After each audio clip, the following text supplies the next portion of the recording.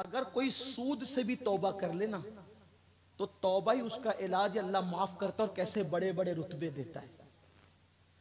مت جاؤ زنا کی طرف، شراب کی طرف، جوے کی طرف، ناچ گانوں کی طرف، آؤ اللہ کی طرف، کیونکہ اللہ نے ہمیں ایک متعینہ مدت کے لیے پیدا کیا ہے۔ قبر میں کوئی کام نہیں آئے گا میرے بھائی۔ یہ اتنا فٹ جسم، خوبصورت جسم، نرم نازک جسم، جو اگربتی کا چٹکا اور سگریٹ کا چٹکا برداشت نہیں کرتا، جب سود کے کفن میں جاؤ گے تو پورا کفن جہنم کی آگ کا ہو جائے گا۔ یہ 4 دن کی چاندنی ہے، چند لمحوں کے عیش اور آرام کے لیے۔ آخرت کو تباہ مت کرو، برباد مت کرو، اپنے حال پہ رحم کرو۔ ہم میں سے کوئی ایسا نہیں ہے جو اللہ کے عذاب کو برداشت کر سکے۔ ہم سب کے لیے ٹائم نکالتے ہیں، رب کے لیے ٹائم کیوں نہیں نکالتے؟ ہندوستان کا قانون، کوئی امریکہ میں رہتا ہے تو امریکہ کا قانون، کوئی برطانیہ میں رہتا ہے تو برطانیہ کا قانون، کوئی بنگلہ دیش میں رہتا ہے تو وہاں، ہر ملک میں رہنے والا وہاں کے قانون پہ عمل کرتا ہے۔ کیسے مسلمان ہو، مصطفیٰ جان رحمت کی امتی ہو کر حضور کے قانون پہ عمل نہیں کرتے؟ چند سکوں کے عوض حضور کے دین کو پیٹ کے پیچھے ڈالتے ہو۔ آؤ سچی توبہ کر لے، جو توبہ کر لے اللہ اس کو بڑے مرتبے دیتا ہے۔ ہر گناہ کا علاج توبہ ہے۔ ارے کوئی شرک سے توبہ کر لے تو اللہ اس کو بھی معاف کر دیتا ہے، کوئی کفر سے توبہ کر لے اللہ اس کو بھی معاف کر دیتا ہے۔ کیسے کیسوں نے توبہ کی، اللہ نے کیا مرتبے عطا کیے۔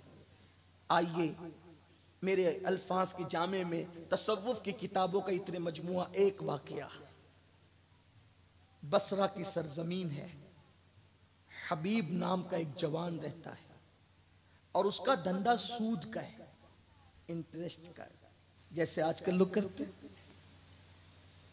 10 لے لے 11 دے دینا، 11 لے لے 12 دے دینا۔ کچھ لوگ تو کہتے ہیں منافع لے رہے ہیں مولانا ہم۔ میرے عزیز، پیشاب کو اگر کوئی شربت کہہ کے پینے لگے تو نام بدلنے سے پیشاب کبھی شربت نہیں ہو جاتی۔ منافع نہیں ہے وہ سود ہی ہے، اس کی نحوست ہی، اس کی گندگی ہی ہے۔ حبیب نام کا جوان سود کا دھندا کرتا ہے، اور آپ جانتے ہیں جو سود کا دھندا کرتا ہے ان لوگوں کے دل بے مروت ہو جاتے، سود کھانے والے سخت دل ہو جاتے، بے مروت ہو جاتے، ان کو کسی پہ رحم نہیں آتا۔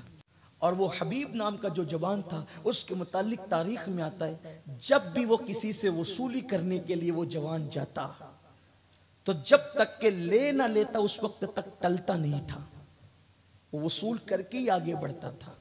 ایک بار وہ جوان اپنے گھر سے نکلا اور گھر سے نکلتے وقت اس جوان نے دیکھا کہ چند بچے بصرہ کے راستے میں کھیل رہے ہیں۔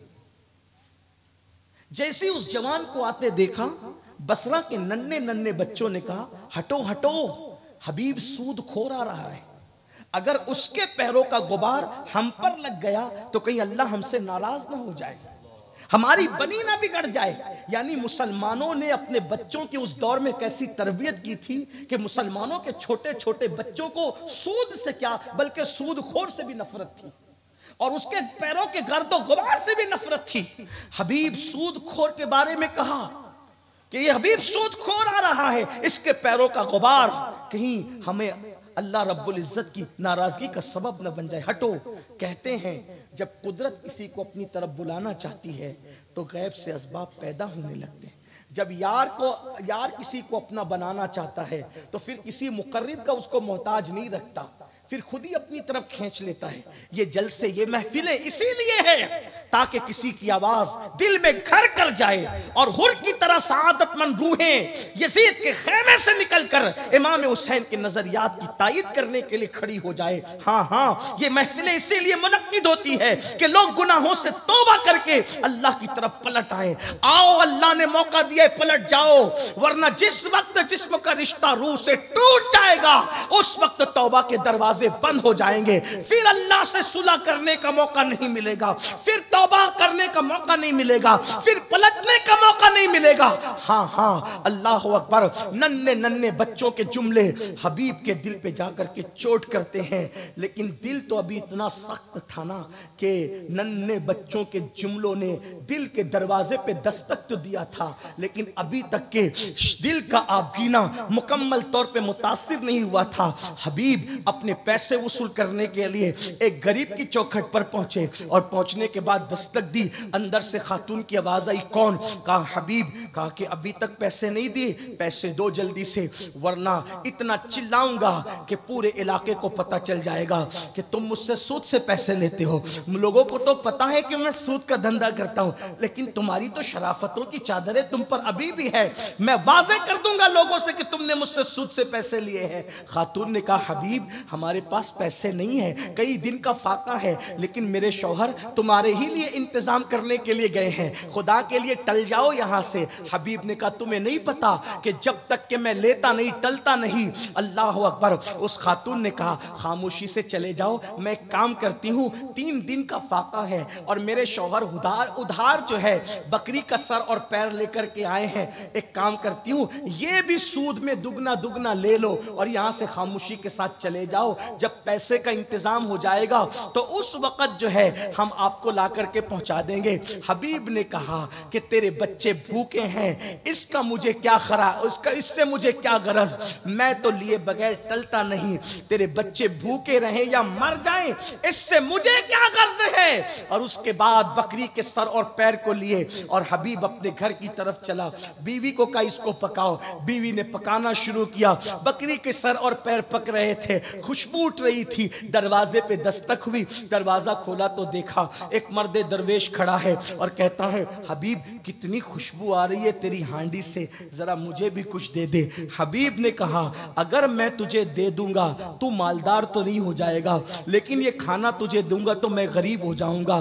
कुछ फकीर ऐसे होते हैं जो लेने नहीं बल्कि देने आते हैं। उस मर्द दरवेश ने कहा हबीब अब भी मौका है, तौबा कर ले, वरना जिस दिन जिस्म का रिश्ता रूह से टूट जाएगा और कुदरत जिस दिन अजाब देने का फैसला कर लेगी उस दिन दुनिया की कोई ताकत तुझे बचा न सकेगी। उसके जुमलों में इतनी तासीर थी। बच्चों ने चोट की, उसके बाद दरवेश के जुमलों ने चोट किए। खाना पक के तैयार हुआ, हांडी रखी गई, भूख थी शिद्दत की। जैसी हांडी से ढक्कन हटाया गया पूरी हांडी में खून ही खून था। एक दिन में लगातार 3 हादसे हबीब को मुतासिर करते हैं। हबीब की बीवी कहती मैं पहले ही कहती थी कि अल्लाह नाराज हो जाए, इससे पहले ये सब धंधे छोड़ दिए जाएं। हबीब की बीवी ने भी चोट किया। हाँ, एक औरत अपने शौहर को सुधारने के लिए बहुत बड़ा किरदार अदा कर सकती है और एक शौहर अपनी बीवी को संवारने के लिए बहुत बड़ा किरदार अदा कर सकता है। इंसान सबकी बात टालता है, बीवी की नहीं। बीवी सबकी बात काट सकती है,